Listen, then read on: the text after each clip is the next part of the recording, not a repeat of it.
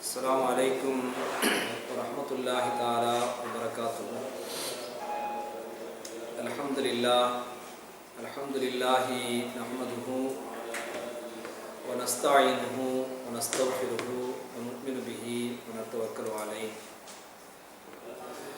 ونعوذ بالله من شرور أنفسنا ومن سيئات أعمالنا. من يهده الله فلا مضل له ومن يضلله فلا هادي له.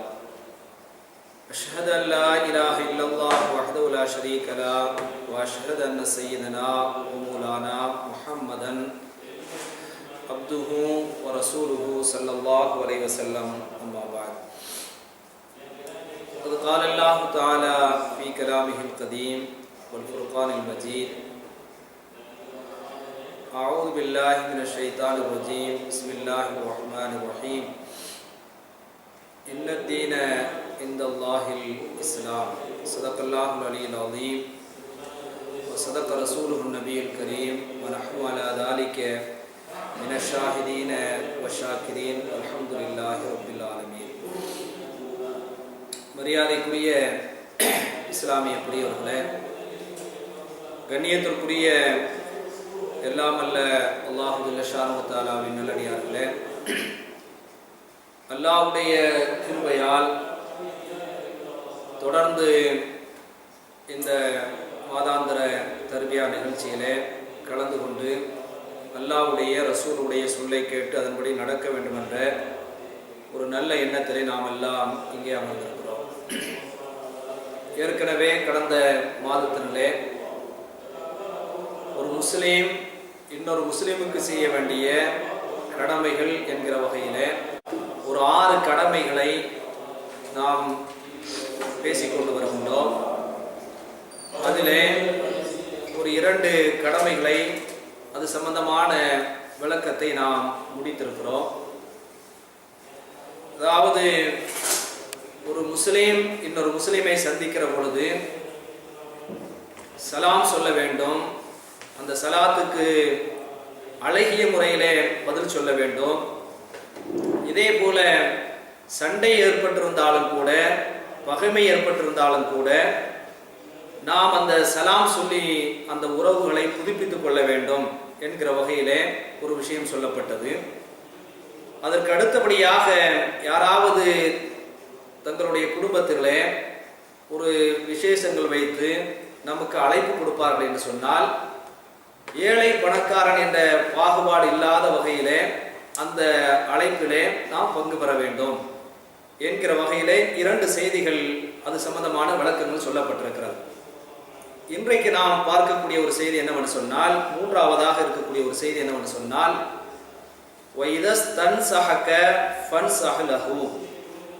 அதாவது உங்களிடத்தில் யாராவது ஒரு மனிதர் வந்து வாழ்வியல் சம்பந்தமான ஏதாவது அறிவுரை கேட்டார்கள் என்று சொன்னால், ஆலோசனை கேட்டார்கள் என்று சொன்னால், உங்களுக்கு அந்த ஆலோசனை சொல்லக்கூடிய சிந்தனை இருக்கிறது, அறிவு இருக்கிறது என்று சொன்னால், அவர்களுக்கு என்ன செய்ய வேண்டும்? ஆலோசனை சொல்ல வேண்டும், அறிவுரை கூற வேண்டும் என்று பெருமானார் ஸல்லல்லாஹு அலைஹி வஸல்லம் அவர்கள் குறிப்பிட்டிருக்கிறார்கள்.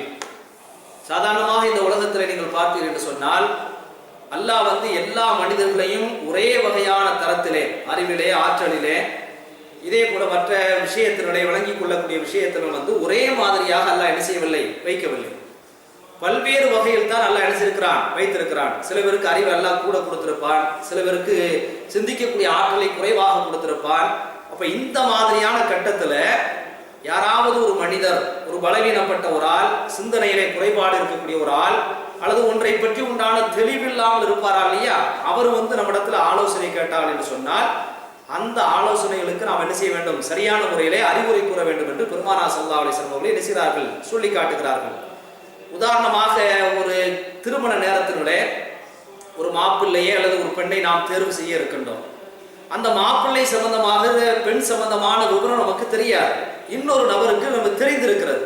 அப்ப அவர்கிட்ட போய் இந்த மாப்பிள்ளையை நம்ம முடிக்கலாமா, இந்த பெண்ணை முடிக்கலாமா அப்படிங்கிற மாதிரி நாம கேட்கிற சமயத்தில் நமக்கு அந்த மாப்பிள்ளையை பற்றி, அந்த பெண்ணை பற்றி ஒரு சரியான ஒரு முழு விவரம் தெரிந்திருக்கும் என்று சொன்னால், நாம் என்ன செய்ய வேண்டும்? அதை சொல்ல வேண்டும் என்று பெருமானார் ஸல்லல்லாஹு அலைஹி வஸல்லம் சொல்லி காட்டியிருக்கிறார்கள். பொதுவாக ஒரு பொருளிலே இருக்கக்கூடிய குறை நிறைகள், போல ஒரு ஆள் சம்பந்தப்பட்ட குறை நிறைகள் இதை நம்மிடத்தில் ஒருவர் கேட்கிற பொழுது அதற்கு நாம் என்ன செய்ய வேண்டும்? பதில் சொல்ல வேண்டும் என்று பெருமானார் ஸல்லல்லாஹு அலைஹி வஸல்லம் என்ன சொல்றாங்க. அவன் வந்து நம்ம இடத்துல ஆலோசனை இருக்கிறா, நாமே ஆலோசனை சொல்லணும் அப்படிங்கிற மாதிரி நாம ஒதுங்கி விட்டோம் என்று சொன்னால் இபாதத்துல இருந்து நாம ஒதுங்குற மாதிரி என்ன ஆயிரும்? இந்த மனித உரிமைகளுடைய விஷயத்துல வந்து நாம ஒதுங்கியவர்களாக ஆகிவிடுவோம் என்று பெருமானார் ஸல்லல்லாஹு அலைஹி வஸல்லம் என்ன சொல்றாங்க.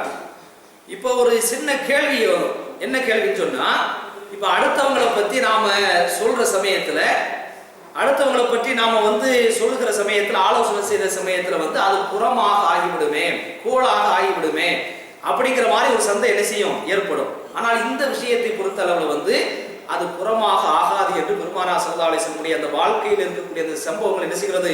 நமக்கு சொல்லி காட்டுகிறது. உதாரணமா நீங்க பாத்தீங்கன்னு சொன்னா, ஒரு சமயத்துல ரசூல் ஸல்லல்லாஹு அலைஹி வஸல்லம் ஒரு பெண் வர்றாங்க. அந்த பெண்ணு பேர் வந்து ஃபாத்திமா பின்த் கைஸ். இது வந்து முஸ்லிம்ல 1480வது ஹதீஸாக பதிவு செய்யப்பட்டிருக்கிறது. அவங்க வந்து கேட்கிறாங்க. எப்படி கேட்கிறாங்கன்னு சொன்னா, இன்ன அபுல் ஜஹீம வ முஆவியா ஹதபானி. அபுல் ஜஹீம்ட்டு ஒரு ஆள் இருந்திருக்கிறார், அதே மாதிரி முஆவியான்னு ஒரு ஆள் இருந்திருக்கிறார். இந்த ரெண்டு பேரும் என்ன வந்து என்ன செய்றாங்க? ஒரே நேரத்துல வந்து என்னை கல்யாணம் முடிச்சுக்கணும்னு சொல்லி என்ன செய்றாங்க? பெண் கேட்டு வர்றாங்க. அப்ப நான் யாருக்கு நான் வாக்குப்படுறது அப்படிங்கிற மாதிரி என்ன செய்றாங்கன்னு சொன்னா, அந்த பொம்பளை என்ன செய்றாங்க? ரசூலுல்லாஹ்ட்ட கேட்கறாங்க. இப்ப கேட்கிற சமயத்துல ரசூல் ஸல்லல்லாஹு அலைஹி வஸல்லம் சொல்றாங்க, இன்ன முஆவியா ஃபசுலுகுன் லா மால லஹும். இந்த முஆவியா இருக்கிறாரா இல்லையா, இவர் வந்து ரொம்ப கஞ்ச கசராரு. பாக்கெட்ல இருந்து என்ன செய்ய மாட்டாரு? பணத்தை எடுத்து போடவே மாட்டார். செலவழிக்கிறதுல குடும்பத்துல வந்து பொதுவாக என்ன செய்ய மாட்டார்? செலவழிக்கிற விஷயத்துல ரொம்ப கருமையான ஒரு ஆளு அப்படிங்கிற வகையில் என்ன செய்றாங்க? சொல்றாங்க. அம்மா அபுல் ஜஹீம், இந்த அபுல் ஜஹீம் ஒரு ஆள் வந்து பொண்ணு கேட்டு வந்தாரா இல்லையா, அவர் எப்படிப்பட்ட ஆளுன்னா, ஃபலா யலாஉல் அஸா அன் ஆதிகிஹி. கையில கம்பு எடுத்தாருன்னா கீழே போட மாட்டார். அதாவது கடுமையான கோபக்காரரு, எதுக்கு எடுத்தா என்ன செய்வாரு? அடிப்பாரு. நீ முடிவு பண்ணிக்க, அந்த அபுல் ஜஹீம் கட்டுற விஷயமா முஆவியா கட்டுற விஷயமா நீ என்ன செஞ்சுக்க, முடிவு பண்ணிக்க அப்படின்னு ரசூல் ஸல்லல்லாஹு அலைஹி வஸல்லம் சொன்னதாக நம்ம என்ன செய்றோம்? நம்ம பார்க்கிறோம். அப்ப இது வந்து அடுத்தவங்களை பத்தி புறம் பேசியதாக ஆகுமா என்று சொன்னால் ஆகாது. ஏன்னு சொன்னா, ஒரு ஆளு வந்து ஒரு விஷயத்தை பண்ற சமயத்துல அவன் வந்து ஒரு ஆபத்துல மாட்டிக்கொள்ள கூடாது என்பதற்காக வேண்டி இன்னொரு ஆள் சம்பந்தமான அந்த குறை நிறைகளை, அதாவது வந்து உண்மையிலே அந்த குறை இருக்கணும். சில பேர் என்ன செய்வாங்க? குறை இல்லாம குறையை சொல்லி காட்டி நினைச்சிருவாங்க, அந்த சம்பவத்தை வந்து முழு குறிச்சிருவாங்களா இல்லையா, அந்த மாதிரி பண்ணக்கூடாது என்கிற விஷயத்தை ரசூல் ஸல்லல்லாஹு அலைஹி வஸல்லம் நமக்கு சொல்லி காட்டுகிறார்கள். அப்ப இந்த விஷயத்தை நாம் என்ன செய்ய வேண்டும்? தெரிந்து கொள்ள கடமைப்பட்டிருக்கிறோம். அதுக்கு அடுத்தபடியாக 6 விஷயம் சொன்னோமா இல்லையா, 3 விஷயத்தை முடிச்சிருக்கிறோம். 4வது விஷயம் யாருக்காவது ஞாபகத்தில் இருக்குதா? ஒரு மாசம் ஆனதுனால மறந்து போயிருக்கோம்னா 4வது விஷயம் அதுக்கு முன்னாடி ஒன்று இருக்குது. வைதா அத்தஸ ஃபஹமிதல்லாஹ ஃபஷம்மிதுஹு.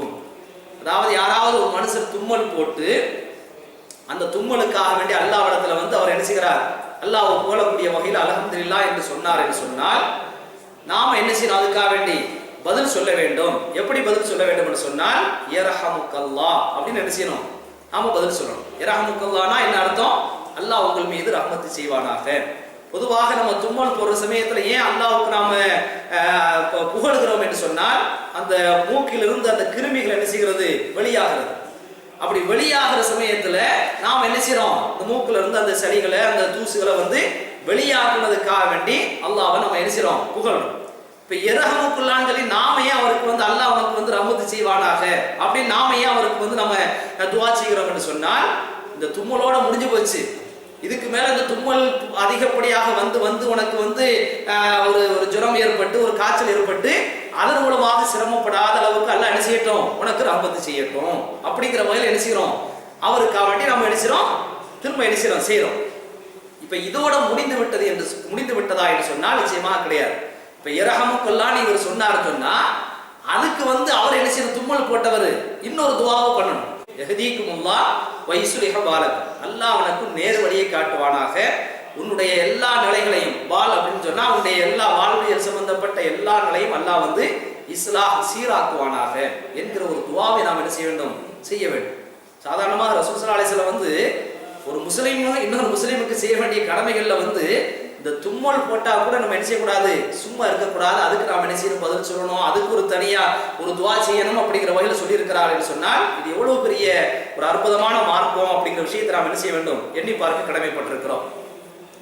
இது சம்பந்தமா ஒரு பிரபலமான மார்க்க அறிஞர் என்ன சொல்லி காட்டுவார் என்று சொன்னால், அதாவது எனக்கு முன்னாடி ஒரு ஆள் இருக்கிறாரு, நான் வந்து தும்மல் போடுறேன், அதுக்கு வந்து இன்னொரு ஆள் பதில் சொல்றாரு அப்படிங்கிற இது வந்து உலகளாவிய அளவுல இருக்கணும் அப்படிங்கிற வகையில வந்து ஒரு விஷயத்தை அவர் சொல்லி காட்டுவார்.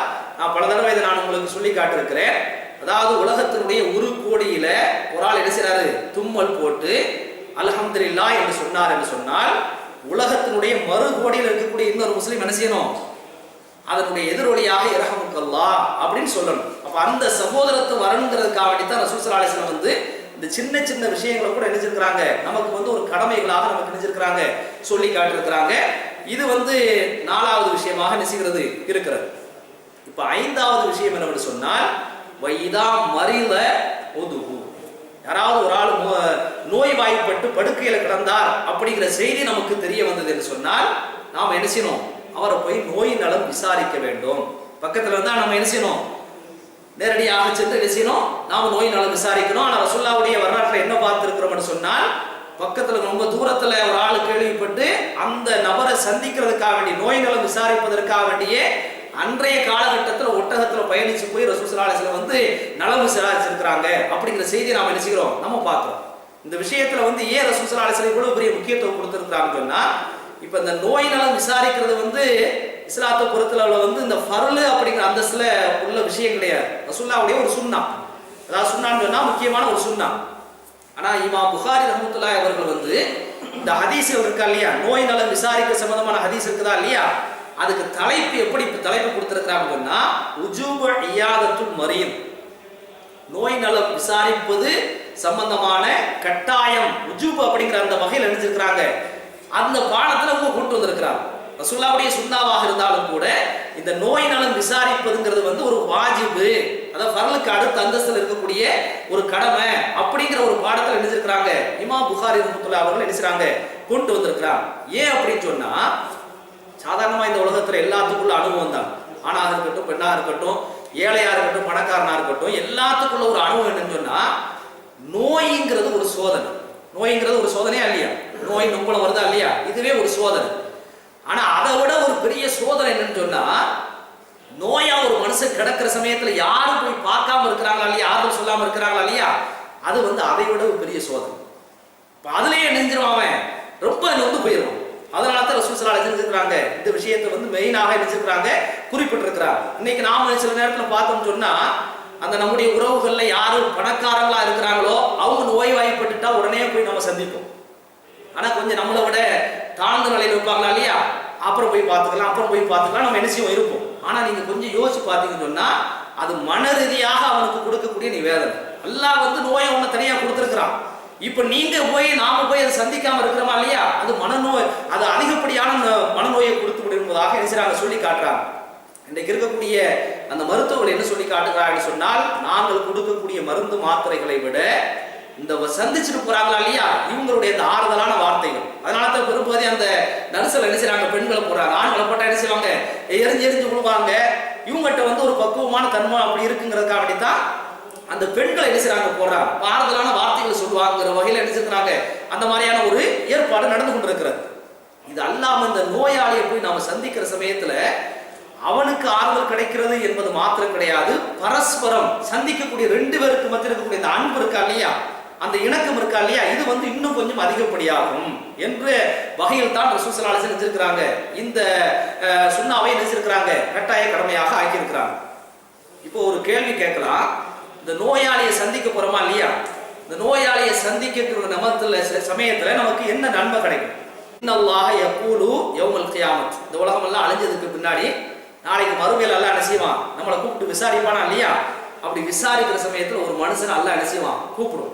அல்லாஹ் என்ன செய்வான், கூப்பிட்டு என்ன செய்வான் தெரியுமா, எபன ஆதம், ஆதமுடைய மகனே, இந்த மனுஷனே, இந்த பேர் உள்ள ஆளே அப்படின்னு சொல்லி அல்லாஹ் கூப்பிட்டுட்டு, மரில்து ஃபலம் தஅதுனி, நான் உலகத்துல வாழ்ற சமயத்துல நோயா கிடந்தனே என்ன வந்து நீ பாத்தியா அப்படின்னு அல்லாஹ் என்ன செய்வானா, மனுஷனை பார்த்து ஒரு மனுஷனை பார்த்து கேட்பான்.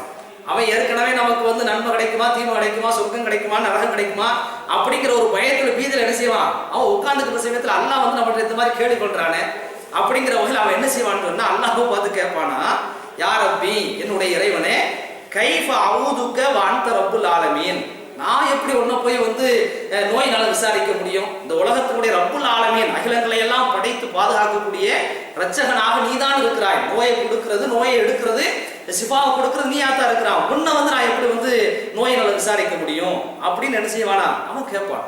அப்ப கேட்கிற சமயத்துல வந்து அல்லாஹ் சொல்வானா, அம்மா அலித்த அன் அப்தி ஃபுலான், நான் நோயா கிடைக்கலப்பா, நீ வாழ்ந்துகிட்டு இருக்க சமயத்துல உன் பக்கத்து வீட்டுல, உன் பக்கத்து தெருவுல, உன்னுடைய சொந்தத்துல ஒரு மனுஷன் நெஞ்சான் நோயில கிடந்தானே, ஃபலம் தவுதுஹு, அவனை போய் நீ நோய்களை விசாரிக்கலையே அப்படின்னு அல்லாஹ் சொல்லிட்டு, அம்மா அலித்த, நீ அறிந்திருக்க வேண்டாமா, இன்னக்க லவ் உத்தகும், அந்த நோயில கிடந்த அந்த மனுஷனை போய் நீ சந்தித்திருந்தாய் என்று சொன்னால், லவஜத்தனி ஃபீ லவஜத்தனி இந்தஹும், அந்த இடத்துல என்ன நீ பார்த்திருப்ப, என்ன நீ சந்திச்சிருப்ப.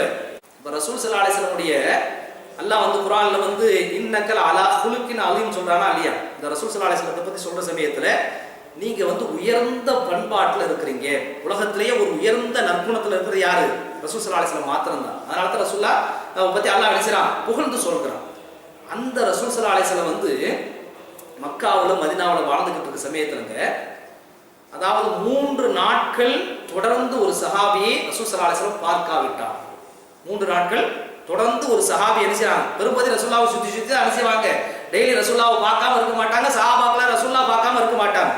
ஆனா யாராவது ஒரு சஹாபி 3 நாட்கள் தொடர்ந்து ரசூல் ஸல்லல்லாஹு அலைஹி வஸல்லம் பார்க்க முடியாத நிலையில் இருந்தது என்று சொன்னால், இவங்க பார்க்காவிட்டால் உடனே அந்த சஹாபியை பற்றி ரசூல் ஸல்லல்லாஹு அலைஹி வஸல்லம் என்ன செய்வாங்க, மற்ற சஹாபிட்ட விசாரிப்பாங்க. அப்படி விசாரிக்கிற சமயத்துல அவர் உள்ளூர்ல தான் இருக்கிறாரு அப்படின்னு சொல்லி அந்த சஹாபாக்கள் சொன்னால், அப்ப 3 நாள் அவர் ஏன் என்ன வந்து பார்க்காம இருக்கிறான்னு சொல்லி இவங்க போய் என்ன செய்வாங்க, ரசூல் ஸல்லல்லாஹு அலைஹி வஸல்லம் அந்த சஹாபியை போய் பார்ப்பாங்க. அவர் வெளியூர்ல இருக்கிறார் அப்படிங்கிற மாதிரி சஹாபாக்கள் சொன்னாங்கன்னு சொன்னா ரசூலுல்லாஹ் என்ன செய்வாங்க தெரியுமா? சரி, அவர் வெளியூர்ல தான் இருக்கிறார் அப்படிங்கிற மாதிரி இல்லாம அவர் இருக்கிற இடத்துல நல்லா இருக்குன்னு சொல்லி ரசூல் ஸல்லல்லாஹு அலைஹி வஸல்லம் என்ன செய்வாங்க, அந்த சஹாபிக்கு அப்படி துஆ செய்வாங்க, பிரார்த்தனை என்ன செய்வாங்க. உள்ளூர்ல தான் அவர் கிடக்கார் யார சொல்லலாம், ஆனா நோயில கிடக்கார் அப்படிங்கிற மாதிரி சஹாபாக்கள் சொன்னார்கள் என்று சொன்னால் ரசூலுல்லாஹ் என்ன செய்வாங்க, போய் நோய் நலம் விசாரிப்பார்கள் என்கிற விஷயத்தை நினைச்சிரும் நாம ரசூலுல்லாஹ்வுடைய வாழ்க்கையில நம்ம பார்க்கணும்.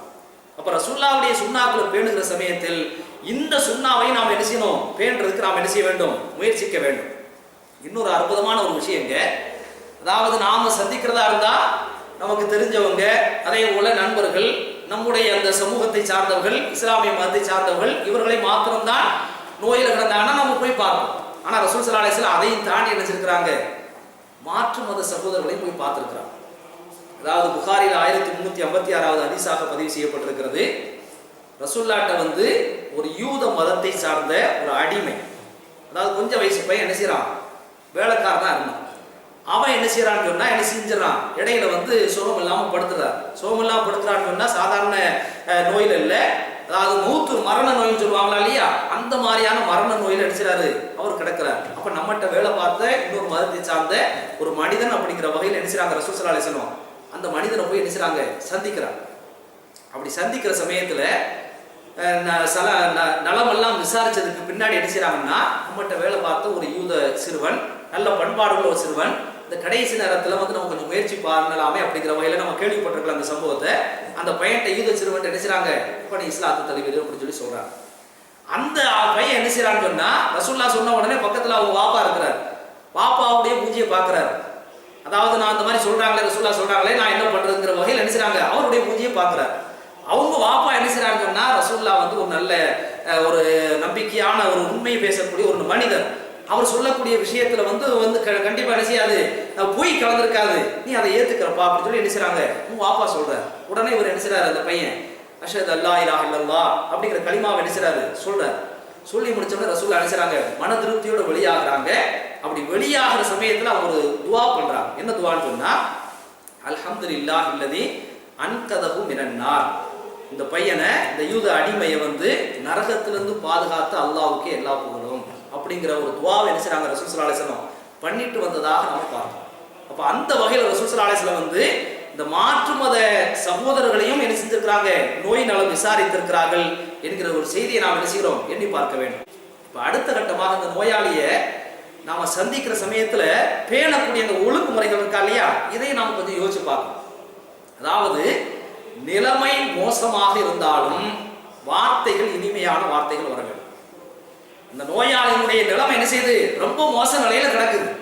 அப்படி கிடந்தாலும் கூட நம்முடைய வாயிலிருந்து வரக்கூடிய வார்த்தைகள் இருக்கா இல்லையா, இது வந்து இனிமையான வார்த்தைகளா இருக்க வேண்டும் என்று நபிகள் நாயகம் ஸல்லல்லாஹு அலைஹி வஸல்லம் நினைச்சாங்க, சொல்லி காட்டுறாங்க.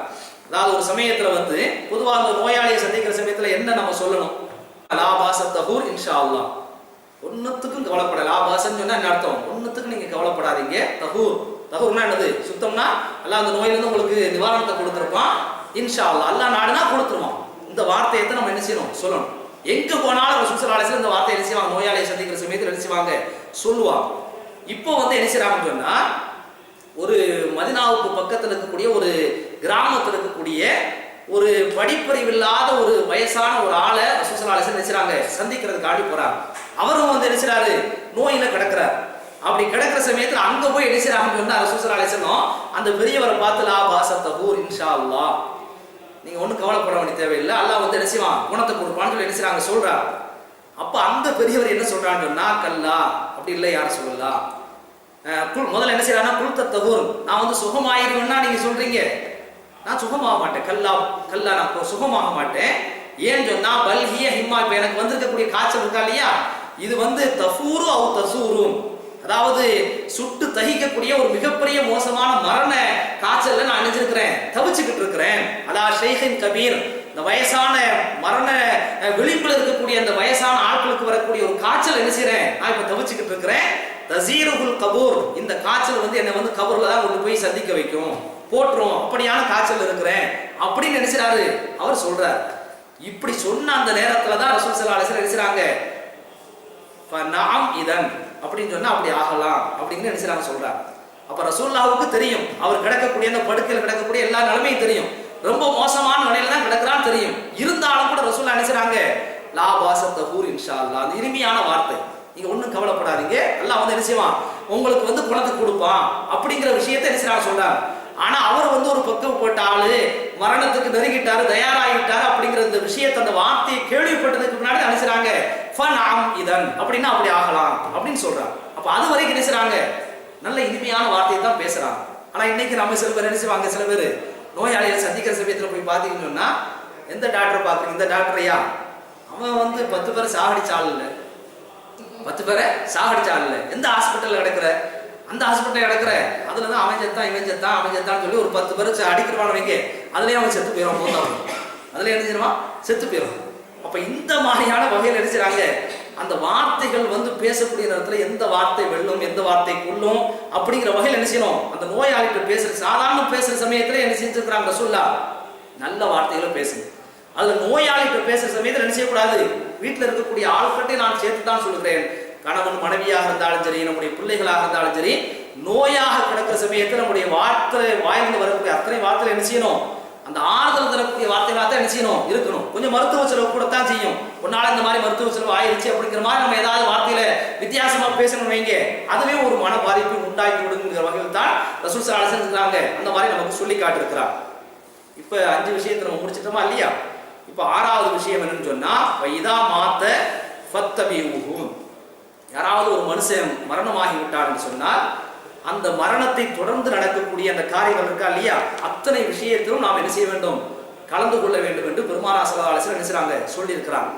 இப்ப இந்த மரணத்துக்கு பின்னாடி ஜனாசாவில் கலந்து கொள்ளக்கூடிய விஷயம் இருக்குதா இல்லையா, இதுக்குன்னு சொல்லி ரசூல் ஸல்லல்லாஹு அலைஹி வஸல்லம் வந்து ஒரு அருமையான ஒரு நன்மை தரக்கூடிய வகையில வந்து ஒரு ஹதீஸ் சொல்லி இருக்கிறாங்க. கீராத்துங்கிற வார்த்தை நினைச்சிருக்கிறாங்க பயன்படுத்தி இருக்கிறாங்க. அதாவது 2 உஹது மலை அளவுக்கு கிடைக்கிறது எப்ப, அதாவது தொழுகை வைக்கிறதுல இருந்து அந்த மௌத்தானதுல இருந்து அடக்கம் பண்ற வரைக்கும் உண்டான எல்லா காரியத்திலும் நம்ம கலந்து கொண்டோம் என்று சொன்னால் 2 உஹது மலை இருக்குதா இல்லையா, அந்த உஹது மலை அளவுக்கு நன்மை கிடைக்கும் சொல்லி இருக்கிறார். ஆனா ஒருத்தன் தொழுகையோடு வந்துட்டான், தொழுகை வச்சுட்டு நினைச்சிட்டான், ருவா பண்ணிட்டு வந்துட்டான்னு சொன்னா 1 உஹது மலை அளவுக்கு என்ன செய்யும், அவனுக்கு நன்மை கிடைக்கும் சொல்லி நினைச்சிருக்கிறாங்க ரசூல் ஸல்லல்லாஹு அலைஹி வஸல்லம் சொல்லி இருக்கிறாங்க. இப்ப இந்த விஷயத்துல வந்து நாம கவனிக்க வேண்டிய விஷயம் என்னன்னு சொன்னால், இந்த ஜனாசா தொழுகையில கலந்து கொள்கிறது மாத்திரம் கிடையாது, அந்த குடும்பத்தினர்களுக்கு நாம என்ன செய்யணும், போய் ஆறுதல் சொல்ல வேண்டும். இந்த குழந்தை இறந்துட்டாலும் பிரச்சனை இல்லை, அடுத்த அல்ல என்ன செய்யும் அவங்களுக்கு ஒரு சிறப்பான குழந்தையை கொடுப்பா அப்படிங்கிற வகையில வந்து என்ன செய்யணும், அந்த குடும்பத்திற்கு ஆறுதல் சொல்றது ஒண்ணு இருக்குது. இன்னொரு விஷயம் வந்து சமூகத்துல மாற்றமாக நடந்து கொண்டிருக்கிறது. ரசூல் ஸல்லல்லாஹு அலைஹி வஸல்லம் வந்து ஒரு வீட்டுல வந்து யாராவது மௌத்தாகிட்டாங்கன்னு சொன்னா அவங்க கவலையில என்ன செய்வாங்க, வருத்தத்தில் இருப்பாங்க, சாப்பிடாம கொள்ளாம இருப்பாங்க. அதனால நீங்க என்ன பண்ணணும், நீங்க அவங்களுக்கு சமைச்சு கொண்டு போய் கொடுக்கணும் அப்படிங்கிற வகையில ரசூல் ஸல்லல்லாஹு அலைஹி வஸல்லம் சொல்லி காட்டிருக்கிறாங்க. அவங்க அந்த சோகத்துல சாப்பிட மாட்டாங்க, அந்த நிலையில சமைக்கவும் முடியாது. அதனால நீங்க என்ன செய்யணும், சந்திக்க போகக்கூடிய உறவுகள் தான் நீங்க என்ன செய்யணும், அவங்களுக்கு சாப்பாட்டை கொண்டு போகணும். இன்னைக்கு நாம என்ன பண்ணிக்கிட்டு இருக்கிறோம், அந்த வீட்லயே அந்த 3ஆம் பத்தியா 7ஆம் பத்தியா 40ஆம் பத்தியான்னு சொல்லி என்ன செய்வோம், மூத்தான வீட்லயே நம்ம போய் என்ன செய்வோம், பிரியாணி எல்லாம் என்ன செய்யணும், வெட்டி கொடுக்கக்கூடிய காட்சியத்தை நம்ம என்ன செய்யணும், நம்ம பார்க்கணும். இது வந்து இஸ்லாமிய ஒரு நல்ல நடைமுறை கிடையாது அப்படிங்கிற விஷயத்தை நாம் என்ன செய்ய வேண்டும், எண்ணி பார்க்க கடமைப்பட்டிருக்கிறோம். இதே போல அந்த தொழுகையில கலந்துருக்கிற சமயத்துல இன்னைக்கு நம்ம தொழுகத்தான் செய்யறோம். ஜனாசா வந்துருச்சுன்னா என்ன செய்வோம், தொழுவோம், அவங்களுக்காண்டி துவா பண்ணுவோம். ஆனா வந்து நாம என்ன நினைப்போம்னு சொன்னா, ஒரு சடங்காக ஒரு ஜனாசா வந்துருச்சு உடனே நம்ம போய் தொழுவது அப்படிங்கிற மாதிரி இருக்கக்கூடாது. அதை வந்து ரசூல் ஸல்லல்லாஹு அலைஹி வஸல்லம் எப்படி சொல்றாங்கன்னா, அபூதாவுதுல 3199வது ஹதீஸாக பதிவு செய்யப்பட்டிருக்கிறது.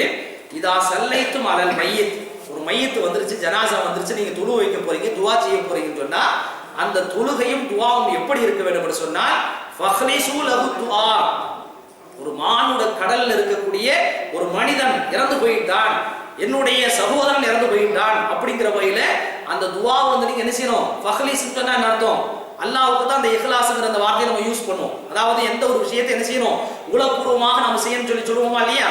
இந்த விஷயத்துல ஒரு மையத்துக்கு நம்ம துவா பண்ற சமயத்துல ஏதோ ஒரு மையத்து வந்துருக்கு நம்ம தொழுகிறோம் அப்படிங்கிற மாதிரி இருக்கக்கூடாது. உளப்பூர்வமான முறையில என்னுடைய சகோதரர் இறந்து விட்டான், அவனுக்காக நான் துவா பண்ணுகிறேன் அப்படிங்கிற வகையில் என்ன செய்யணும், ஒரு உளப்பூர்வமாக இஹ்லாஸான முறையில் வந்து என்ன செய்யணும், அந்த தொழுகை நீங்க அமைச்சுக்கணும், அந்த துவாவை அமைச்சுக்கணும் சொல்லி என்ன செய்றாங்க, ரசூல் ஸல்லல்லாஹு அலைஹி வஸல்லம் சொல்லி காட்டுறாங்க. இது அல்லாமங்க இந்த ஜனாசாவை நம்ம பின்தொடர்ந்து போறோமா இல்லையா. இப்போ இங்கெல்லாம் நம்ம பின்தொடர்ந்து போறது கூட நம்ம வாய்ப்பு இல்லை, எல்லாமே கார்ல அடிச்சுறாங்க, வாகனத்துல கொண்டு போயிடுறாங்க. ஊர்ல எல்லாம் நம்ம வந்து பின்னாடி பின்தொடர்ந்து போவோம். இந்த பின்தொடர்ந்து போற சமயத்தில் நம்ம எப்படி போகணும், அந்த ஜனாசாவுக்கு முன்னாடி போகணுமா அல்லது பின்னாடி போகணுமா, எப்படி போகணும், நம்ம பெரும்பகுதி நாம பின்னாடி போகணும் சொல்லி நம்ம என்ன செய்றோம், வழங்கி வச்சிருக்கிறோம்.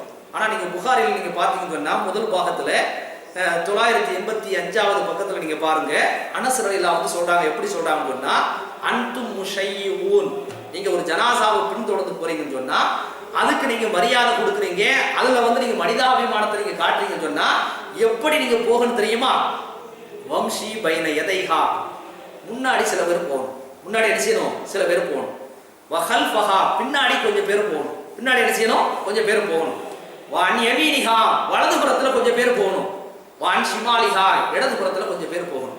அப்ப நடு சென்டர்ல அந்த ஜனாசாவை வச்சுக்கிட்டு சுற்றி நாலாபுறத்திலும் நீங்க என்ன செய்யணும், சூழ்ந்த நிலையில போகணும். நீ ஒன்றும் பயப்பட வேண்டிய தேவையில்லைப்பா, நீ வந்து அல்லாஹ்வுடைய புறத்துல போய் உனக்கு அல்லாஹ் வந்து என்ன செய்வான், சொர்க்கத்தை கொடுப்பான். நீ போயிட்டு அவனுடைய குடும்பத்துக்கு நாங்க என்ன செய்வோம், எப்படி 4 புறத்தை சுத்தி இருந்து உனக்கு நாங்க பாதுகாவலா இருக்கிறோமோ இதே மாதிரி உங்களுடைய குடும்பத்துக்கு நாங்க என்ன செய்வோம், பாதுகாவலா இருப்போம் அப்படிங்கிற வகையில 4 பக்கத்திலும் இருந்து நாம் என்ன செய்ய வேண்டும், போக வேண்டும். இது அல்லாம நம்ம வந்து பிரேதத்துல கலந்து கொள்ள முடியல. ஒரு பக்கத்துல நம்ம என்ன செய்யறோம், போய்கிட்டு இருக்கிறோம், ஒரு பக்கத்துல திருவழி அணிசை நம்முடைய வேலையாக போய் கொண்டிருக்கிறோம். இப்படி போய்கிட்டு இருக்க சமயத்துல ஒரு ஜனாசா வருதுன்னு வைங்க, அந்த நேரத்துல நாம எப்படி நடந்துக்கிறோம் அதை ரசூல் ஸல்லல்லாஹு அலைஹி வஸல்லம் நினைச்சாங்க, நமக்கு சொல்லி காட்டுறாங்க. இதா ராய்துல் ஜனாசா, உங்களுடைய வாழ்க்கையில ஏதாவது ஒரு பக்கத்துல வந்து ஒரு பிரேதம் செல்வதை நீங்கள் பார்த்தீர்கள் என்று சொன்னால் ஃபகூமு, உடனே அந்த இடத்துல இருந்து நீங்க உட்கார்ந்துட்டீங்கன்னா எந்திரிச்சிருங்க.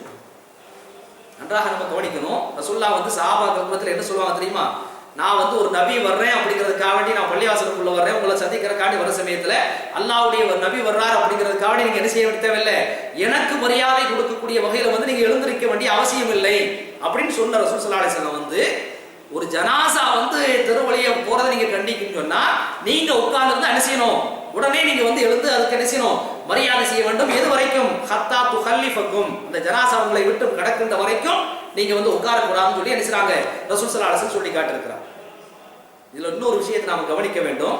அதாவது காதிசியா என்று சொல்லப்படக்கூடிய ஒரு பகுதி, ரசூலுல்லாஹ்வுடைய காலத்துல இருக்கக்கூடிய ஒரு பகுதி, அந்த இடத்துல வந்து பெரும்பகுதி வந்து யூதர்கள் தான் அனுசராங்க. அதாவது சிறுபான்மையினராக இருக்கக்கூடிய ஒரு பகுதி, முஸ்லிம்கள் அதிகமாகவும் அந்த யூதர்கள் வந்து சிறுபான்மையினராக இருக்கக்கூடிய ஒரு பகுதி.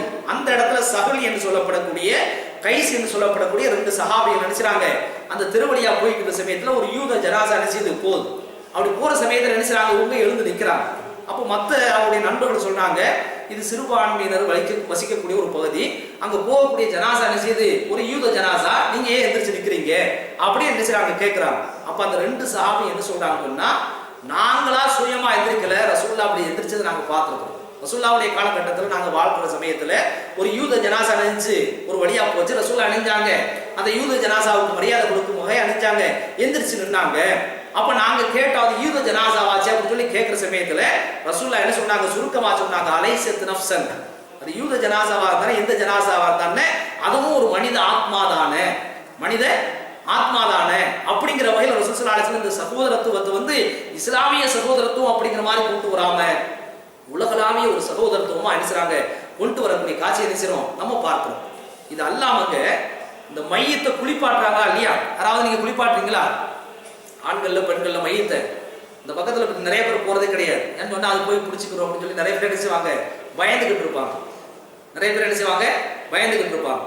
இந்த மையத்தை குளிப்பாட்டுற சமயத்துல அந்த குளிப்பாட்டக்கூடிய நபருக்கு வந்து ரசூல் ஸல்லல்லாஹு அலைஹி வஸல்லம் ஒரு ஒழுங்கை கற்றுக் கொடுக்குறாங்க. என்ன கற்றுக் கொடுக்குறாங்கன்னு சொன்னா, மன் கஸ்ஸல மையத்தன், ஒரு மூத்தா போன ஒரு ஆளை வந்து ஒரு ஆள் குளிப்பாட்டுக்கிறாருன்னு சொன்னால், இந்த குளிப்பாட்டுற சமயத்தில் நீங்க பாத்தீங்கன்னு சொன்னா சாதாரணமா இப்ப நம்ம டிப்டாப்பா இருக்கிறோம், என்ன நல்ல ஷோக்கா இருக்கிறோம். ஆனா மைத்தா போயிட்டா அதுல ஒரு விபத்துல நம்ம இறந்து போயிட்டு வைங்க, நம்முடைய உடம்புகளை பல்வேறு விதமான குறைபாடுகள். அது சில நேரத்துல வந்து அவன் வந்து அசுத்தமான நிலையில கூட இறக்கக்கூடிய ஒரு கட்டம் இருக்கு. இப்ப இந்த குளிப்பாட்டக்கூடிய நபருக்கு ரசூல் ஸல்லல்லாஹு அலைஹி வஸல்லம் என்ன சொல்றாங்கன்னா, மன் கஸ்ஸல மையத்தன், ஒரு மனுஷன் ஒரு மையத்தை குளிப்பாட்டுறதுக்கு பின்னாடி கத்தம் அலைஹி, அவன் பல்வேறு விதமான குறைபாடுகள் அந்த பாடியில் அவன் பார்ப்பானா இல்லையா, இந்த குறைபாடுகளை வெளியில யார்ட்டையும் சொல்லாமல் அவன் மறைத்தான் என்று சொன்னால் கஃபரல்லாஹு 40 மர்ரா, அல்லாஹ் அவனை 40 தடவை அல்லாஹ் மன்னிப்பான். அவங்க ஏதாவது பாவம் செஞ்சுட்டான்னு சொன்னா அல்லாஹ் நினைச்சுவானா 40 தடவை மன்னிப்பான் என்று பெருமானார் ஸல்லல்லாஹு அலைஹி வஸல்லம் நினைச்சாங்க சொல்லி காட்டுறாங்க. அப்ப நம்ம யோசிச்சு பார்க்கணும். அப்ப அந்த வகையில கூட ஒரு மனுஷனுடைய குறைபாட்டை என்ன செய்யக்கூடாது, இறந்து போனவனை பற்றி நம்ம குறை பேசணும்னு வைங்க, அவனுக்கு தெரியுமா, தெரியவே செய்யாது. அப்படி தெரியாவிட்டாலும் கூட அந்த குறையை நீங்க மறையுங்கன்னு சொல்லி ரசூல் ஸல்லல்லாஹு அலைஹி வஸல்லம் நினைச்சாங்க நமக்கு சொல்லி காட்டிருக்கிறார்கள். இது அல்லாம இன்னொரு விஷயத்தை சொல்றாங்க, இறந்து போன ஆட்களுடைய அந்த விஷயத்தை நீங்க பேசுவீங்களா, நம்ம நிறைய இடத்துல போன சொன்னா நினைச்சு அந்த மனுஷனை பத்தி பேசுவோமா இல்லையா, அப்படி பேசுற சமயத்துல வந்து அவனுடைய சரித்திரத்துல இருக்கக்கூடிய நல்ல பக்கங்களை தான் நம்ம புரட்டி பார்க்க வேண்டும். மோசமான பக்கத்தை என்ன செய்யக்கூடாது, புரட்டி பார்க்க கூடாது. அந்த இடத்துல வச்சு நீங்க நல்ல வார்த்தைகளை தான் பேச வேண்டும். ரசூலுல்லாஹ் சொல்றாங்க, இதா ஹலர்துல் மரீத அவில் மையத்தை, ஒரு நோயாளியை சந்திக்கிற சமயத்திலும் சரி ஒரு மையத்தை சந்திக்கிற சமயத்திலும் சரி ஃபகூலு கைரன், நல்லதை தான் நீங்க சொல்லுங்க. அதுக்கு ஒரு காரணத்தை சொல்றாங்க, ஃபைன்னல் மலாயிகத்தை யுஅம்மினூன அலா மா தகூலூன், அந்த இடத்துல மலக்குமார்கள் இருக்கிறாங்க, நீங்க சொல்லக்கூடிய அந்த வார்த்தைக்கு அவங்க ஆமீன் சொல்லுகிறார்கள் என்று பெருமானார் ஸல்லல்லாஹு அலைஹி வஸல்லம் சொல்றாங்க. அப்ப நல்ல வார்த்தையை தான் நோயாளியை சந்திக்கிற சமயத்துல இந்த ஜனாசாவை பார்க்கிற சமயத்துல என்ன செய்யணும், சொல்லணும். இன்னொரு ஆயிஷா ரலியல்லாஹு அன்ஹா அறிவிக்கிறாங்க, புகாரில 1393வது ஹதீஸா சொல்லப்பட்டிருக்கிறது, லா தசுப்புல் அம்வாத், நீங்க மூத்தா பண்ணவங்கள நீங்க திட்டவே செய்யாதீங்க, மூத்தா பண்ணவங்கள என்ன செய்யாதீங்க, திட்டவே செய்யாதீங்க. ஏன் சொன்னா ஃபைன்னஹும் கத் அஃது இலா மா கத்தமும், இந்த உலகத்துல எதை பண்ணுனாங்களோ அதுக்கு உண்டான வினையை அதை அனுபவிக்கிறதுக்கு அவங்க போயிட்டாங்க, அவங்களுக்கு கிடைக்க போகுது. இப்ப நீங்க பேசி என்ன ஆக போகுது அப்படின்னு சொல்லி என்ன செய்றாங்க ரசூல் ஸல்லல்லாஹு அலைஹி வஸல்லம் அந்த மூத்தாக்களை பத்தி நீங்க திட்டாதீங்கன்னு சொல்றாங்க. அப்ப இறந்து போன ஆட்களுடைய குறையே நம்ம பேசக்கூடாது என்று இருந்தது சொன்னால், உயிருள்ள மனுஷனுடைய அந்த குறையை பற்றி புறம் பேசுறது போல் சொல்றது எந்த வகையில் நியாயம் அப்படிங்கிற விஷயத்தை நாம் என்ன செய்ய வேண்டும், எண்ணி பார்க்க கடமைப்பட்டிருக்கிறோம். இப்ப நம்ம ஆரம்பத்துல இருந்து 6 விஷயத்தை நம்ம கொஞ்சம் யோசிச்சு பார்ப்போம். மீண்டும் ஒரு மீளாய்வு. அதாவது ஆரம்பத்துல நம்ம என்ன படிச்சிருந்தோம்னா, யாராவது சந்திக்கிற ஒரு சமயத்தில் என்ன செய்யணும், சலாம் சொல்லணும். இந்த சலாம் கூட என்ன செய்யணும், சாதாரண சலாம் சொல்ல கிடையாது, சண்டை போட்டிருக்கக்கூடிய ஆள்கிட்டே நம்ம என்ன செய்யணும், நாம முந்தி சலாம் சொல்லி உறவு புதுப்பிச்சுக்கிறோம்னு சொல்லி ரசூலுல்லாஹ் சொல்லியிருக்கிறார். ரெண்டாவது விருந்து அழைப்பு நினைச்சிருக்கிறாங்க, பதில் கொடுக்கணும்னு சொல்லி சொல்லியிருக்கிறாங்க. அதுவும் பாகுபாடு இல்லாமல் நாம என்ன செய்யணும், விருந்து அழைப்புக்கு பதில் கொடுக்கணும். ஆலோசனை கேட்டால் என்ன செய்யணும், ஆலோசனை வழங்கணும். அதுவும் முறையான ஆலோசனை என்ன செய்யணும், நாம வழங்க வேண்டும். நோயிற்று விட்டால் நம்ம என்ன செய்யணும், நோய் நலம் விசாரிக்க வேண்டும். அதுவும் இறை சந்திப்புக்கு சமம் என்று அப்படிங்கிற நினைச்சிருக்கிறாங்க ரசூல் ஸல்லல்லாஹு அலைஹி வஸல்லம் சொல்லியிருக்கிறாங்க. கடைசியாக இறந்து போனால் அதை பின்தொடர்ந்து நாம் என்ன செய்யணும், செல்லணும். அது ஏழை ஜனாசாக இருந்தாலும் சரி, இன்னொரு மதத்தை சார்ந்த ஜனாசாவாக இருந்தாலும் சரி, நாம் என்ன செய்யணும், அதை பின்தொடர்ந்து போகணும். இஸ்லாத்தை பொறுத்தளவில் வந்து ஏகத்துவம் எப்படி முக்கியமோ அதே போல சகோதரத்துவம் முக்கியம். இன்னொரு மனுஷனுக்கு எந்த வகையில் என்ன செய்யக்கூடாது, நாம இடையூறு செய்யக்கூடாத வகையில் என்ன செய்றாங்க ரசூல் ஸல்லல்லாஹு அலைஹி வஸல்லம் சொல்லி காட்டிருக்கிறாங்க. ஏகத்துவத்தை நம்ம சரியாக நம்ம பாதுகாக்கிற மாதிரி இந்த சகோதரத்துவத்தை நாம பேணுகிறோமா அல்லது உடைக்கிறோமா அப்படிங்கிற விஷயத்தை நாம் என்ன செய்ய வேண்டும், ஒவ்வொருவரும் நம்முடைய மனசாட்சியை சொல்லிட்டு நாம் என்ன செய்ய வேண்டும், கேட்டுக்கொள்ள வேண்டும். அல்லாஹ் சுப்ஹானஹு வ தஆலா நாம எதை கேட்டோமோ எதை சொன்னோமோ அதன்படி நடப்பதற்குண்டான தௌஃபீக்கை உங்களுக்கு எனக்கு தந்தல் புரிவானாக. வாஹிர் தஅவானா அல்ஹம்துலில்லாஹி ரப்பில் ஆலமீன். அஸ்ஸலாமு அலைக்கும் வரஹ்மத்துல்லாஹி தஆலா வ பரகாத்துஹு.